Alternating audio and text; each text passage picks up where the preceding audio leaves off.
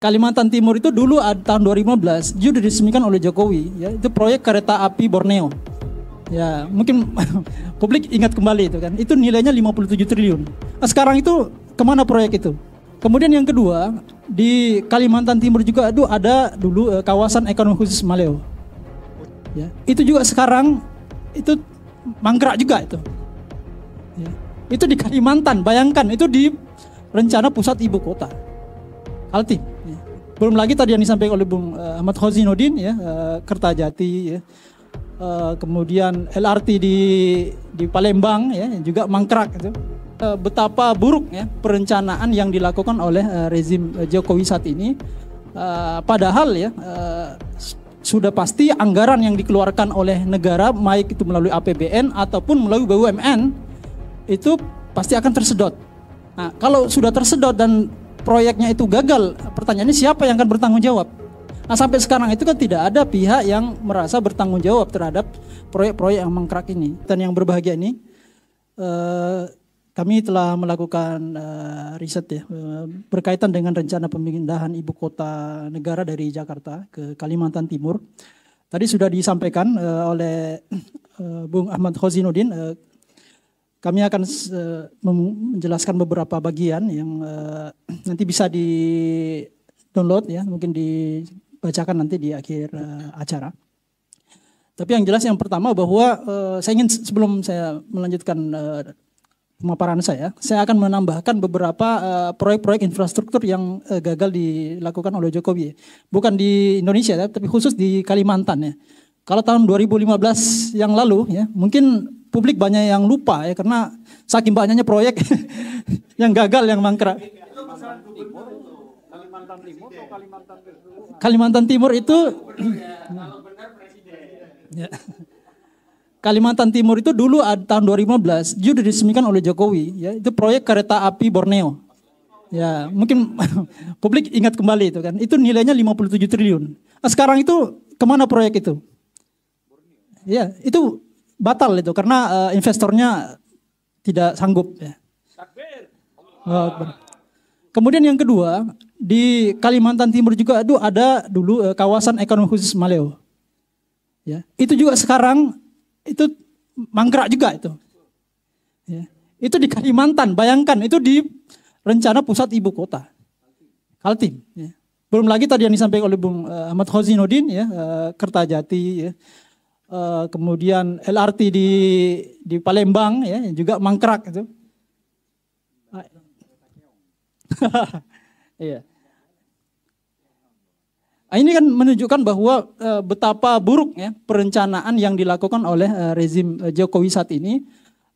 Padahal, ya, sudah pasti anggaran yang dikeluarkan oleh negara, baik itu melalui APBN ataupun melalui BUMN, itu pasti akan tersedot. Nah, kalau sudah tersedot dan proyeknya itu gagal, pertanyaannya siapa yang akan bertanggung jawab?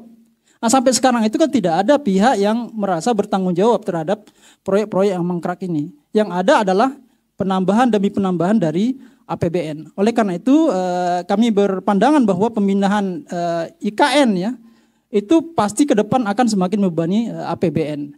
Dan kalau APBN semakin terbebani, ya, maka kemudian anggaran itu kan dari situasi saat ini di mana kita lihat sumber pendanaan pemerintah itu kan lebih banyak mengandalkan pajak dan utang, ya. Sekarang rakyat itu PPN itu sudah naik dari 10% menjadi 11%. Ya. Tarif listrik sekarang mau dinaikkan, ya.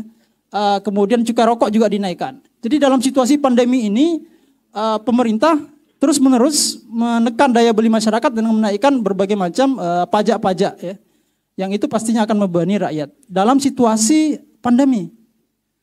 Kemudian yang kedua, karena pendapatan dari pajak ini terbatas, maka ditambah dengan utang.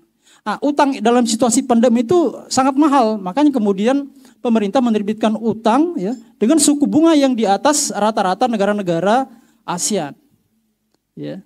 Nah, ketika nanti pemindahan ibu kota ini yang kabarnya menurut studi Bappenas itu sekitar 20% dari 480 triliun, ya. 466, ya. Luhut mengatakan 48, ya. 486. Itu dipastikan akan membengkak, ya. Kalau pemerintah tidak mau menanggung malu Ya, artinya nanti potensi mangkrak ini akan terjadi. Agar tidak mangkrak, maka kemudian seperti pemerintah ini menambal ban bocor ya. Jadi terus-menerus ditambal, tapi kualitas bannya itu sudah rusak. Akhirnya uang negara yang dikucurkan ke sana akan semakin lama semakin banyak, dan itu kemudian akan membebani APBN kita. Dan siapa lagi yang akan membayar APBN itu kalau bukan rakyat negara ini. Kemudian yang kedua, ya, pemindahan IKN ini secara kajian geologi ini masih sampai sekarang masih dipersoalkan oleh para pakar. Ya, karena di Penajam ya, Kalimantan Timur itu ya, dan Kutai Kartanegara itu kalau kita lihat ya, dari sisi lokasi geologisnya itu kan sama dengan kereta cepat. Itu amdalnya itu dipaksakan. Ya. Kenapa sekarang kita lihat kereta cepat itu bermasalah? Karena amdalnya itu kan cuma sebulan. Akhirnya kalau kita baca berita kemarin itu kan ada beberapa trek yang itu rawan longsor.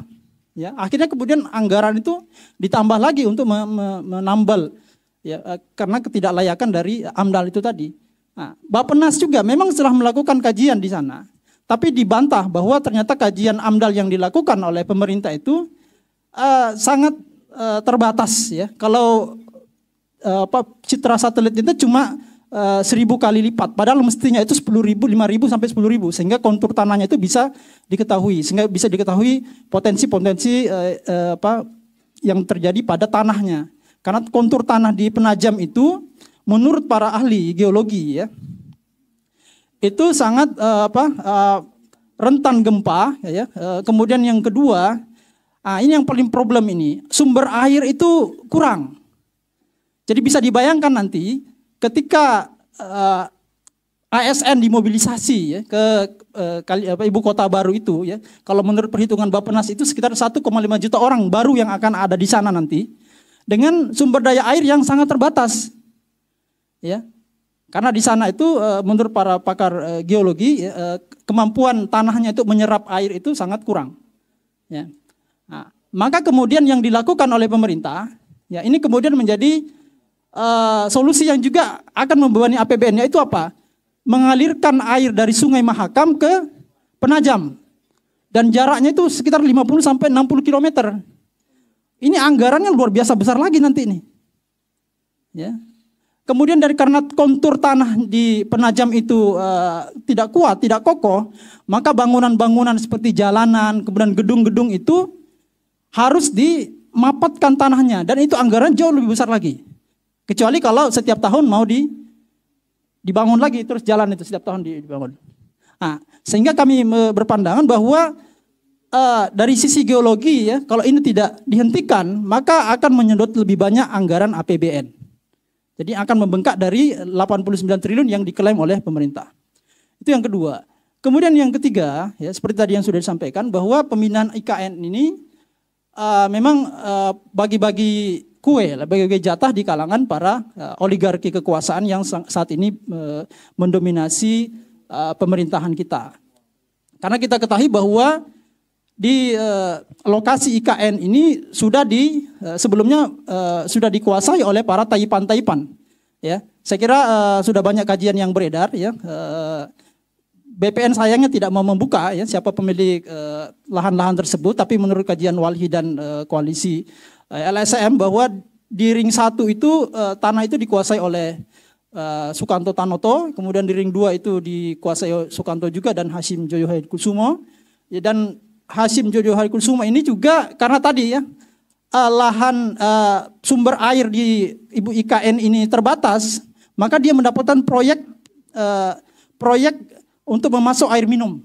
Nah, jadi pintar juga nih Cukong ini ya, para kapitalis ini. Jadi dia bangun ibu kota di mana sumber airnya itu kurang. Ya. Nah, ini kan potensi bisnis, ya, sehingga dia mendapatkan objek untuk mendapatkan proyek pengadaan air bersih. Nah, dan bisa dibayangkan kalau air bersih, dan menurut para pakar geologi, sumber air bersih dari sungai di Penajam itu kan air payau. Dan debit airnya itu akan sangat bermasalah ketika musim kemarau. Nah, satu saja solusi adalah menarik saluran air dari Mahakam yang 60 km itu. Itu proyek lagi itu. Yang luar biasa ini permainan para Taipan. Jadi seperti disampaikan oleh Bung Ahmad Khosainuddin, ini kayak Cina tadi, cuma 6 miliar aja disampaikan sehingga dia menang terhadap Jepang. Tapi di belakangnya itu kan ditambah lagi sedikit-sedikit sehingga membengkak jauh lebih besar dibandingkan yang diperkirakan. Saya yakin juga nanti akan seperti ini kalau pemerintah tidak mau menanggung malu, karena ada beberapa juga contoh bagaimana ibu kota itu gagal. Ya seperti di Brasil itu kan gagal itu. Sudah proyek-proyek mercusuar dibangun di sana, ternyata sepi di sana. Rakyat tidak mau ke sana karena jauh, aksesnya susah. Nah, saya khawatir juga nanti di Penajam itu begitu Pak Jokowi sudah meresmikan, setelah dia lengser ibu kota itu sepi gitu, tidak ada yang mau datang itu. Ini kan bahaya juga nih terjadi menjadikan yang penting kan jadi proyek. Ya, yang penting uang sudah dapat gitu. Kemudian yang keempat, ya saya kira juga tadi sudah sampaikan bahwa keterlibatan pihak asing ya bagi kita ini sangat penting ya, masalah kedaulatan negara ya.